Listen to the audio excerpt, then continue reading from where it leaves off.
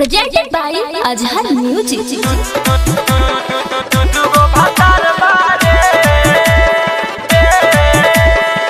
Mega Recording Studio, Bazaar Bhitti.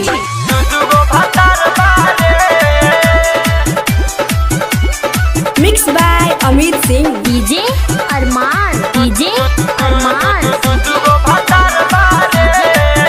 अभी मिलल समाचार बाहरे रेखवा के दूधू गो भातार बारे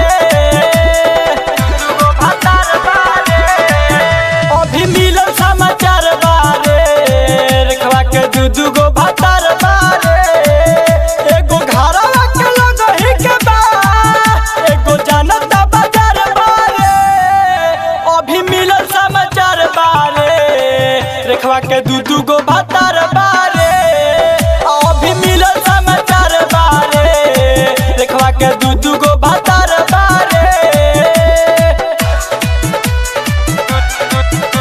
दूधू गो भातार बारे दूधू गो भातार बारे DJ Arman Adapur. अजब लाली लगावे कितना जाना के मुआवे पूरा टोला में बिया हिलवले आ देखिए कर रहन मोर बिगड़त मन कितना लइका के बिया फसवले अजब लाली लगावे कितना जाना के मुआवे पूरा टोला में बिया हिलवले आ देखिए कर रहन मोर बिगड़त मन कितना लइका के बिया फसवले और रोज सजे के सवार के चाले बनिया बाजार बारे एकरो हो जाई यार बारे रेखवा के दूधू गो भातार बारे हमरा मिलल समाचार बारे रेखवा के दूधू गो भातार बारे दूधू गो भातार बारे Mega Recording Studio, Bazaar Bhitti. रेखवा के DJ दूधू गो भातार Arman. DJ Arman.